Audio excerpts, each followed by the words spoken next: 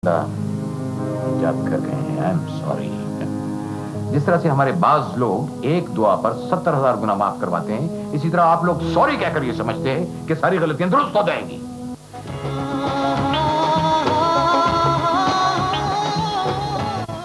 नहीं तो समझ में नहीं आता कि रज़ा को क्या हो गया। मैं तो भैया के हाथों मजबूर थी, मगर वो तो कुछ कर सकता था। सबसे ज्यादा सदमा इस बात है कि उसने पलट कर मेरी खबर भी नहीं ली। ये जो तुम्हारे भैया है ना, बड़े हरफों के बने हुए हैं, पता नहीं उस बेचारे से क्या किया होगा। बीजी, वो तो मर्द था, कुछ तो कर सकता था। तुम ऐसा समझती? अरे जब मर्द मजबूर होने पे आता है ना, तो औरत से ज्यादा कमजोर साबित होता है।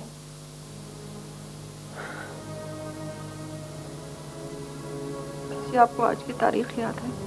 नहीं याद नहीं, दिल पे लिखी है, दिल पे। अरे जैसा सुलूक तुम्हारे भैया ने तुम्हारे साथ किया ना, अल्लाह करे कि उसके आगे आए। प्लीज ऐसा ना करो, तो नादरा मेरा ये खून है। मत नाम लो इस खून का, यही खून है जिसने पता नहीं कितने लोगों को मरिया मेड किया है। आपके गुस्से से डर लगता। अच्छा छोड़ो इस पुराने किस्से को, लोग कुछ खा लो। तुम सुबह से फाका कर रही हो, खाओ चलो। कैसा फाका? बस साल जब ये दिन आता है, मैं जी चाहता है कि मैं सो जाऊं।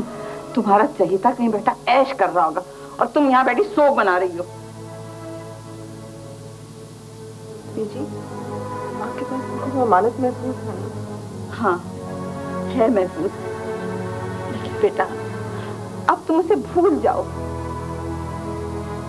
नहीं दीदी, तो भुलाना नहीं चाहती,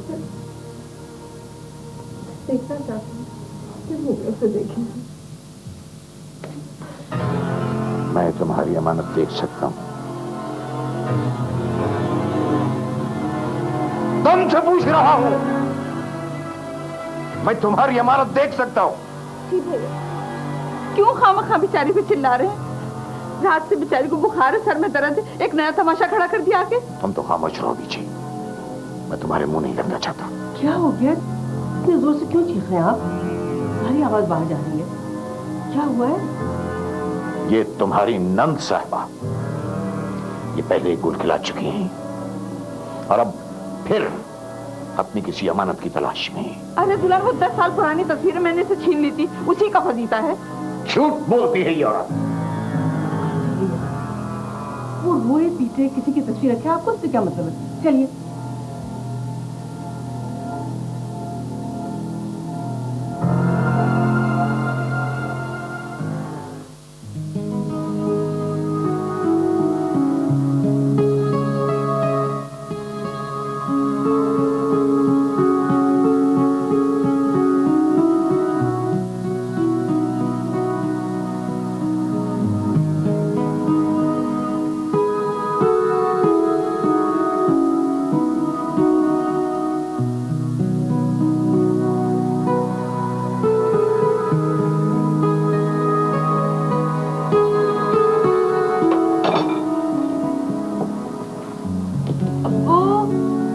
नाश्ता तैयार है।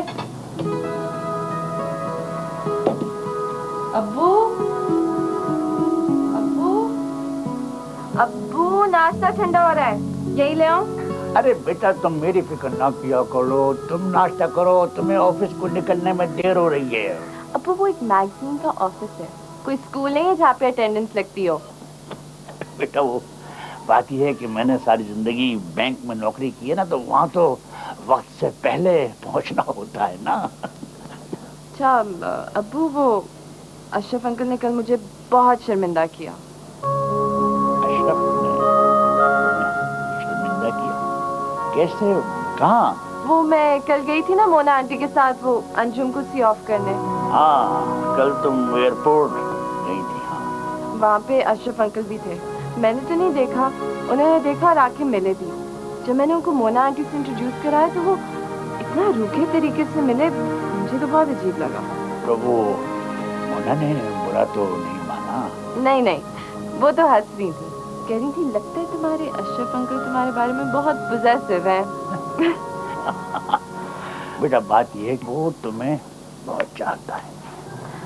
हाँ लेकिन दूसरों की बेटियों के लिए इतना ओवर पॉजिटिव होना मैं मुनासिब नहीं समझती। बेटा वो अशरफ अभी तक पुरानी जिंदगी में सांस ले रहा है जो इस वक्त अपना वजूद नहीं रखती। लेकिन अब्बू आजकल तो माँ बाप भी बच्चों की लाइफ इस तरह नहीं कंट्रोल करते जितना अशरफ अंकल मेरे मामलात में दखल देते हैं। और बेटा तुम उसकी बात का पुराना माना करो। वो मेरा बचपन का दोस्त है और फिर उसके मुझ पर बड़े एहसानात हैं। मैं उसकी कोई बात टाल नहीं सकता। दोस्त है तो एहसान कैसा? एहसान तो गैर करते हैं और फिर उसकी कीमत वसूल करने का हक भी रखते हैं। अच्छा तुम छोड़ो, जाके तुम नाश्ता करो बेटा, देर हो रही है तुम्हें। जाओ जाओ बच्चों। अच्छा मैं आपका नाश्ता भाग जाओ भाग जाओ। हाँ हाँ।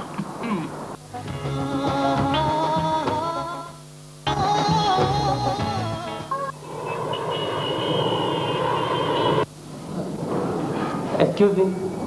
जी शायद। मैडम ये मैगजीन की ट्रांसपेरेंसी आ गई। अरे ये तो बहुत अच्छा लिखा है।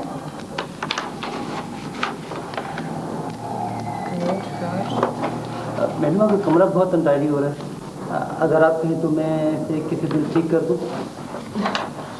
मसला सिर्फ इतना है शाहिद कि अगर तुम ये दराज़ें और टेबल ठीक कर दोगे तो मेरा सब कुछ गड़बड़ हो जाएगा। एनीवे शाहिद ये ट्रांसपेरेंसी जो है ना इसमें फोल्ड करके ले जाओ। इस पर कोई निशान कोई दाग नहीं होना चाहिए। इसी के अगले फीचर में सब होगा।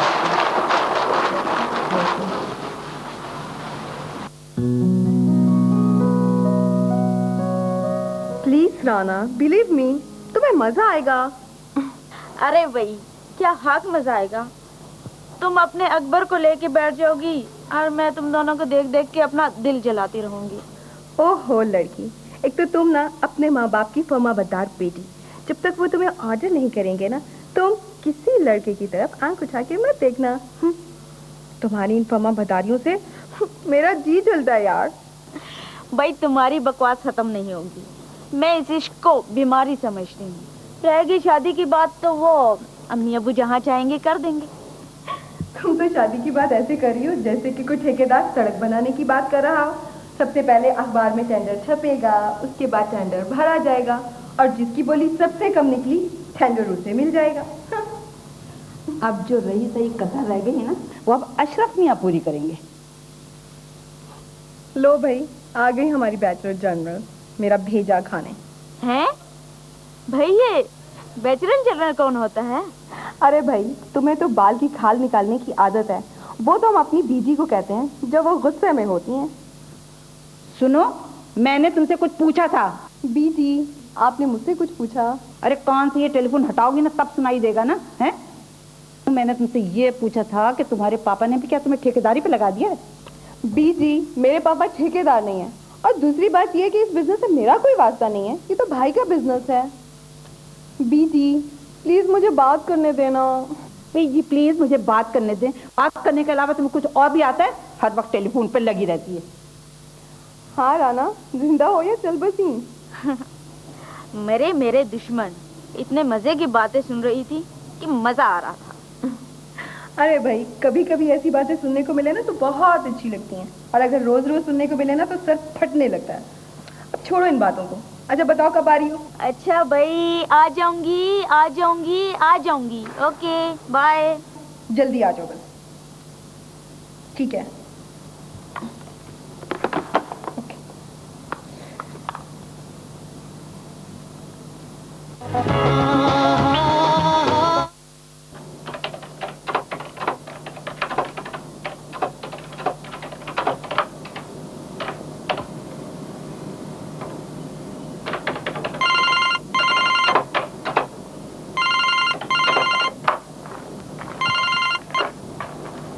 हेलो। हेलो मेहर, भाई कहाँ थी तुम? मैं तो समझा कि मेरे इंग्लैंड आने को तुमने गनीमत समझा और किसी डिस्को पार्टी में चल रही। क्यों? तुम्हारे होते हुए भी तो मैं किसी डिस्को पार्टी में जा सकती थी ना। तुम कोई मेरे गॉडफादर तो नहीं। अच्छा फजूल बातें मत करो। ये कॉल मैं तुम्हें अपने हक हिलाल के वजीफे की रकम से कर रहा हूँ। ये बताओ कि अबू कैसे हैं? तुम तो बाहर जाते ही कंजूस हो क्यों? और अबू बहुत बेहतर है माशाल्लाह, और अभी रेडियोथेरेपी से उनको काफी इम्प्रूवमेंट हुई है। भाई ये तो बहुत जबरदस्त खबर है। इसका मतलब मेरे वापस पाकिस्तान पहुंचने तक वो बिल्कुल ठीक हो चुके होंगे। हाँ, उम्मीद तो यही है। अच्छा छोड़ो, ये बताओ कि तुम्हारे वहाँ क्या ठाट है? जबरदस्त, ट्रेनिंग भी जबरदस्त चल रही है और मेरी जो लैंड लेडी है वो भी बहुत उम्दा है। पूरी फैमिली के साथ मेरा एडजस्टमेंट हो गया है। तो ये कहो ना कि होम सिकनेस नहीं हो रही? हाँ, उस हद तक तो नहीं हो रही जिस हद तक मेरा ख्याल था। लेकिन मैं तुम्हें बहुत मिस कर रही हूँ। मेरे कमरे में 2 वक्त चल रहे हैं। क्या मतलब? मैं तुम्हारी बात समझा नहीं। भाई मेरे कमरे में 2 घड़ियाँ, एक घड़ी पाकिस्तान टाइम चल रही है और दूसरी जो है वो इंग्लैंड के वक्त से। वाह, ये तो बहुत जबरदस्त बात है। भाई मेहर बेगम, मैं तुम्हें मान गया। भाई दोस्त बनाने में तो तुम एक्सपर्ट हो। ये बताओ कि वहाँ कोई दोस्त बने? हाँ, दर्जन भर दोस्त तो बन चुके हैं, लेकिन पक्की वाली दोस्ती रमीका से हुई है। ये रिबेका कौन साहब है? वो मेरी लैंड लेडी की बेटी है। वाह, क्या पटाखा चीज है। इसका मतलब तो ये हुआ कि इंग्लैंड में तुम्हारा वक्त बहुत अच्छा गुजरेगा। ये तो तुम ठीक कह रही हो, मगर शायद तुम जेलस हो रही हो ना? तुम मेरी फिक्र ना करो अंजू, बस इस बात का ख्याल रखो कि आतिशबाजी देखने में तो बहुत दिलकश होती है, लेकिन कभी कभी खेलने वाले को जला देती है। अरे अरे, तुम तो बाकायदा सीरियस हो गई भाई। चलो छोड़ो, कोई और बात करो। मेरे ख्याल में कॉल बहुत लंबी हो गई है और बातें भी सारी हो गई हैं, और वैसे भी मुझे सुबह एक आर्टिकल सबमिट करना है। हाँ, वाकई कॉल तो लंबी हो गई है और वैसे भी तुम्हें काम है ना? चलो ठीक है, टेक केयर, अल्लाह हाफिज। ओके अंजू, खुदा हाफिज।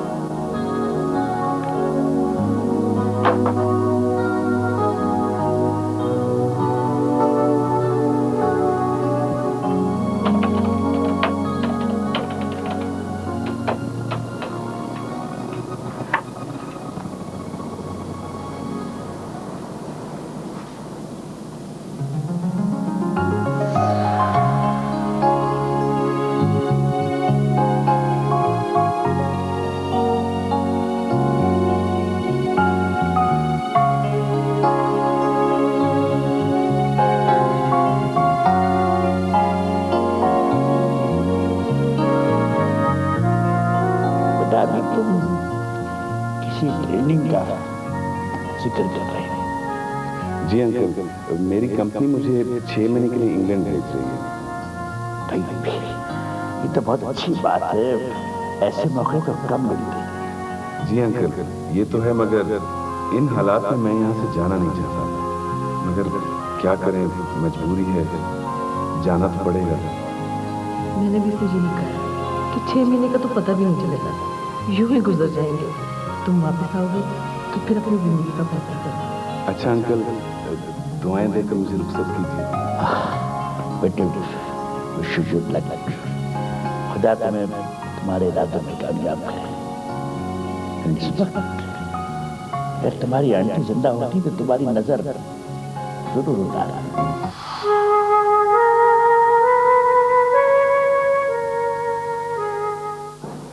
अगर आप मुझे ये बता दें कि आपने किस वजह से इतनी दहशत ज़दा शक्ल बनाई हुई है तो मैं अपनी टॉर्च से कुछ रोशनी डालूं इस मसले पर। शमशाद, पिछले साल हमने जो कॉन्ट्रैक्ट किया था, जो टेंडर भरे थे, बड़े लो रेट में भरे थे जी, उसमें हमें नुकसान हुआ 30-35 लाख रुपए का। ठीक, इस साल फिर हम वही गलती कर रहे हैं, लो रेट्स में टेंडर्स भर रहे हैं, फिर यही नुकसान होगा 30-35 लाख रुपए का। अब यार मैं ये तो कह नहीं सकता कि इसमें आपके बाप का क्या जाता है। भाई देखो ना, उन्होंने ये किया है, वो जो भी होगा वो उसके जिम्मेदार है, तुम क्यों परेशान हो? यह परेशानी वाली बात यह है कि मैं इस कंपनी का एमडी हूँ, अल्फा एसोसिएट्स का जी। जब आखिर में जब अकाउंट्स खुलेंगे, जब बैलेंस शीट बनेगी, जब उसमें नुकसान होगा करोड़ों रुपए का, तो पापा तो मुझे कसूरवार ठहराएंगे ना। भैया, कसूर तुम्हारा नहीं है, कसूर तो ये है कि तुम इस खानदान में पैदा हो गए, तभी ये सब कुछ प्रॉब्लम हुई तुम्हारी। तुम देख लेना, टेंडर इस दफा फिर हमारा नाम खुलेगा, मगर उसका क्या फायदा? यार फायदा और नुकसान तो मैं तब बताऊंगा कि मैं अगर जीऊंगा। क्या हुआ? फिर से क्या अपेंडिक्स का दर्द हो रहा है? अपेंडिक्स नहीं हो रहा यार, हलक में कांटे छुप रहे हैं और छोटी आंत से चूहे दौड़ के बड़ी आंत में घुस चुका है। कब से बातें किया चला यार, खिलाओ देगी क्यों खिलाएं? मुझे तो लगता है मैं गुजर जाऊंगा। तुम कितना खाते हो? जाता कहाँ है ये सब कुछ? नजर नहीं आ रहा जाता कहाँ है। तब बातें करो, खिला दो यार कुछ। आइए। भाई हमारी दादी माँ क्या करती थी कि अगर एक दाल हिले तो 100 भला करे। अब आप देखिए, आप मुझ जैसे यतीम और मस्कीन को खाना खिला रहे हैं तो हो सकता है आपसे सारी बनाई भी हो जाए और टेंडर वाली वाला भी हो जाए। हाँ भाई वेट। आइए भाई।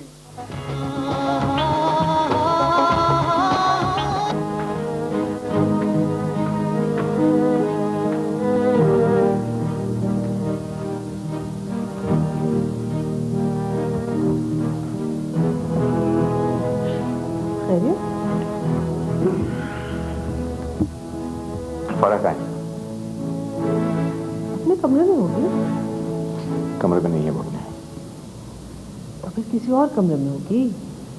उसकी गाड़ी भी नहीं है नीचे।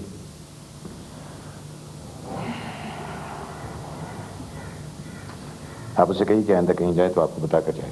पर कोई बच्ची तो नहीं है कि जब कहीं जाए तो मुझे बता के जाए। मैं खाने के बाद अपने कमरे में सो रही थी, उसे कोई काम होगा चली गई। ठीक है, तो मैं उसके लिए एक ड्राइवर रखे देता हूँ। देखिए, आपने पहले भी उसकी जिंदगी तबाह की, अब फिर उसके पीछे बढ़ गए हाथ धोकर। आप एक बात क्यों नहीं समझ लेती शिमली?